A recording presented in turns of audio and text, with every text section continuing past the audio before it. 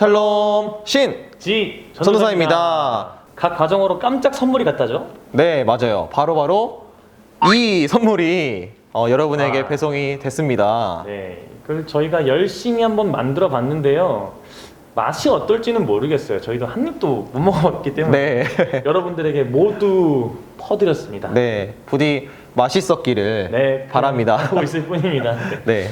뭐 이제 오늘 주일이라서 명절의 마지막 날을 보내고 있잖아요. 그래서 이 명절 마지막 날까지도 힘차고 알차게 잘 보내시기를 바랍니다. 네, 오늘은 어느새 벌써 사도행전의 마지막 날입니다. 네, 지난주에 심태섭 전도사님께서 말씀드린 것처럼 우리가 이 사도행전의 이야기를 완벽하게 다 외울 수는 없겠죠. 그렇지만 언젠가 사도행전의 이야기를 들었을 때 맞다, 그런 이야기도 있었지 하고 떠올려 볼 수는 있을 것입니다. 네, 맞아요. 오늘 말씀은 사도행전 28장 23절에서 28절에 있는 말씀입니다. 네, 바울이 복음을 전하기 위해서 어떻게든 로마에 가려고 막 노력했었죠. 오늘 말씀은 드디어 로마에 도착한 바울이 어떻게 복음을 전했는지에 대해서 이야기해 주고 있습니다. 바울은 이 로마에 도착하자마자 감금을 당해요. 이제 바울이 죄수였잖아요. 네. 그렇기 때문에 감금을 당하는데 여러분 어디에 당했을까요? 감옥이 아니라 가택연금이라는 형태로 감금을 당하게 됩니다. 네, 뭐 집 같은 곳에서 병사 한 명의 감시 아래에 감금을 당하는 형식을 말씀하시는 게 맞죠? 네, 맞아요. 네네. 우리 친구들 혹시 영화 앤트맨을 보셨는지 모르겠어요. 그 앤트맨에서 주인공이 집 밖으로 나갈 수 없었던 그런 기간이 있었던 거 혹시 기억하시나요? 그것과 비슷한 경우입니다. 바울은 감옥이 아니고 어떤 집에 갇혀있던 대신에 나갈 수는 없지만 반대로 사람들은 자유롭게 면회를 올 수가 있었어요. 아마 베스도와 아그리빠의 판결문이 조금 긍정적이었던 것이 이렇게 조금 나은 결과를 가져다 준 것 같습니다. 네. 역시 아무리 좋지 않고 불리한 상황이더라도 하나님을 끝까지 붙잡았더니 그 불리한 상황이 오히려 좋은 상황으로 역전되는 것 같습니다. 네, 맞아요. 그런데 어쨌든 바울은 아무리 좀 편한 상황이라고 하더라도 이 로마의 감시 속에 있었던 건 사실이에요. 갇혀있던 건 사실입니다. 요즘 여러분도 아마 느끼셨을 거예요. 물론 우리가 갇혀있는 건 아니지만 코로나 때문에 자유롭게 어딘가 나가지 못하고 우리 한 몇 주 전까지만 해도 카페도 못 가고 네, 어디 갈 곳도 없었는데 그렇게 집에만 갇혀 있어서 막 답답하고 그런 상황을 여러분 잘 느끼셨을 거라 생각을 합니다. 네, 되게 무기력하고 아무것도 못하지 않을까 막 이런 생각이 들고 그렇죠. 그런데 바울은 그런 상황에서도 복음을 전했다라는 것이 참 압권입니다. 바울을 보면은 아니 이렇게 감금된 상황인데 그런 상황에서도 복음을 전한다고? 이런 생각이 들어요. 아무리 어떤 상황이 닥쳐온다 해도 바울의 그 열정은 전혀 꺾이질 않습니다. 23절 말씀을 한번 읽어주세요. 그들은 바울과 만날 날짜를 정하였다. 그날에 더 많은 사람이 바울의 숙소로 찾아왔다. 그는 아침부터 저녁까지 그들에게 하나님 나라를 엄숙히 증언하고 모세의 율법과 예언자의 말을 가지고 예수에 관하여 그들을 설득하면서 그의 속내를 터놓았다. 아멘. 네, 여기서 이 바울을 찾아온 이 사람들은 로마에 사는 유대인들을 말을 하죠. 네, 매우 많은 사람들이 아침부터 저녁까지 바울을 계속 찾아왔다고 합니다. 뭐 밖에 나가서 사람들을 만날 수 없는 그런 상황 속에서 누군가가 계속 자신을 찾아온다는 게 반가웠을 수도 있을 것 같아요. 네, 그런데 그것도 한두 명이죠. 문제는 그 사람이 가면 밖에서 줄 서고 있어요. 또 다른 사람이 계속 들어오고 있습니다. 네. 마치 바울에게 상담을 받으려고 아침부터 저녁까지 줄이 조금도 줄지 않고 계속해서 사람들이 몰려오는 것만 같은 상황인 거죠. 네. 잠시 쉴 틈도 없이 사람들을 계속 만나고 있어요. 그런데 그렇게 사람들을 계속 꾸준히 만나는 이유가 심심해서도 아니고 누군가 사람이 보고 싶어서도 아니고 그저 말씀을 전하기 위해서였습니다. 네, 바울이 로마에 가려고 했던 이유가 바로 복음을 전하기 위해서라고 했었잖아요. 그 목표에 따라서 바울이 로마에 오기는 왔는데 오자마자 감금을 당했어요. 예전처럼 어디 나가서 말씀을 전하고 복음을 선포할 수는 없는 그러한 상태가 되었다는 거죠. 그러면 이제 바울이 이제 복음 전하긴 틀렸다. 갇혔으니까. 이렇게 생각했을 수도 있었을 텐데 바울은 그런 것이 아니라 끊임없이 어떤 상황 속에서도 자신이 목표한 그 복음을 전하는 일을 이루어냈다는 것입니다.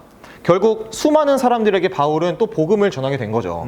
그런데 바울의 말을 전해들은 모든 유대인들이 그 복음을 받아들였던 것은 아니었어요. 27절과 28절 말씀을 제가 읽어드리겠습니다. 이 백성의 마음이 무뎌지고 귀가 먹고 눈이 감기어 있다.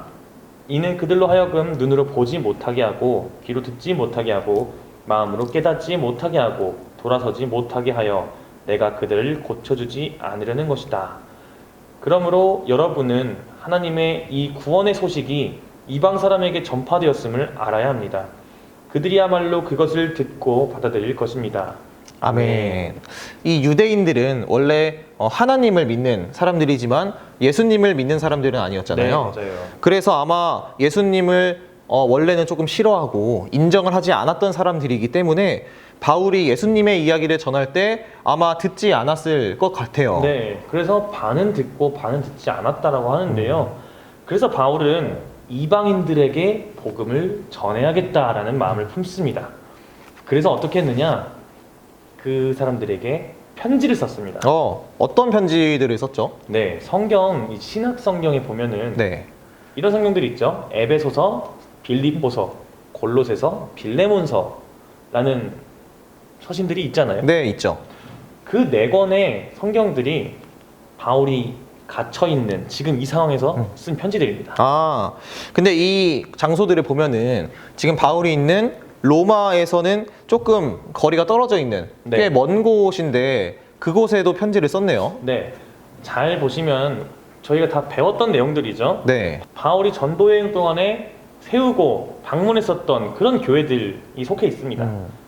감금되어 있는 동안 찾아온 수많은 사람들을 통해서 그곳 교회의 소식들을 전해 드렸습니다.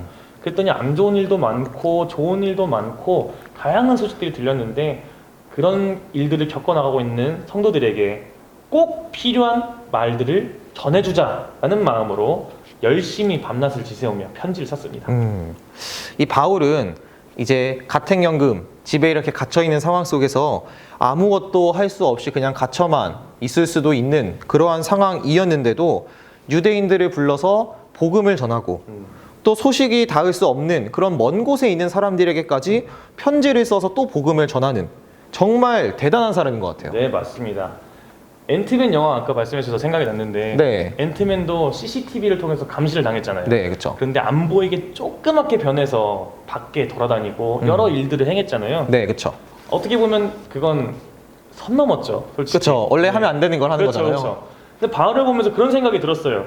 진짜 이 정도면은 경이로움을 넘어서서 진짜 선 넘었다라는 생각이 들어요. 복음을 전하다가 이렇게 감옥에까지 갇히기도 하고 네. 가서 갇히기도 하고 그리고 이렇게 로마로 압송되기도 했는데 그 상황 속에서도 어떻게 저렇게 복음만 위해서 살아갈 수 있지? 이런 생각이 듭니다. 생각해보면 바울의 상황이 우리의 상황과도 조금 비슷한 부분이 있는 것 같기도 합니다. 우리도 누가 시키지는 않았지만 바이러스 때문에 자연스럽게 이렇게 가택연금 하는 것처럼 집에 있잖아요. 네네. 그런 상황 속에서도 목표한 바를 포기하지 않고 바울이 끝까지 해낼 수 있다라는 그런 용기와 그런 사실들을 우리에게 보여주는 것 같아요. 맞습니다. 우리나라에도 이런 속담이 있죠. 하늘이 무너져도 솟아날 구멍은 있다. 그 말처럼 도무지 답이 안 나오는 상황에서도 결국엔 답이 있다라는 것을 바울이 잘 보여주고 있는 것 같습니다. 지금 상황이 조금 답답하고 힘들더라도 그 안에서 해나갈 수 있는 일들에 대해서 최선을 다해 보았으면 좋겠습니다. 여러분, 공부하는 것도 그리고 또 친구들을 만나는 것도 노는 것도 참 어렵죠. 그래도 우리에게 맡겨진 이 본분에 최선을 다하다 보면 결국 우리에게도 길이 열리게 될 거예요. 네, 바울이 엄청나게 어려운 이 상황 속에서도 복음을 끝까지 놓치지 않고 면회로 그리고 또 편지로 전했던 것처럼 우리도 지금에 맞이하고 있는 어려운 상황을 다양한 방법으로 뚫고 나가볼 수 있었으면 좋겠습니다. 나를 제한시키고 있는 것만 같은 이 선을 넘어버리는 거죠. 마치 울타리가 쳐져서 정상적인 생활을 할 수 없도록 만드는 그 선을 넘는 선 넘는 사람들이 한번 되어봅시다. 아멘. 그렇게 어떤 상황 속에서도 비록 집에만 있고 또 좋지 않은 상황을 겪더라도 그런 상황 속에 쓰러지는 것이 아니라 언제나 바울처럼 하나님께서 주시는 지혜를 힘입어서 상황이라는 선을 뛰어넘어서 아름다운 열매를 맺어가는 우리 주니어와 틴즈 친구들 되기를 주님의 이름으로 소망합니다. 아멘. 자, 그러면 전도사님이 기도하고 말씀을 마치도록 하겠습니다. 기도하시겠습니다. 하나님, 우리가 바울이 로마에 도착해서 복음을 전하는 이야기를 전해 들었습니다. 아무리 아무것도 할 수 없는 정말 부조리하고 안타까운 상황에만 처해지는 것 같은 바울이 그 속에서도 돌파구를 찾아내고 결국 목표한 바 하나님의 복음을 로마의 땅에 전하는 것, 그것을 넘어서서 이방에 있는 교회들에게까지 전했던 그런 모습을 보았습니다.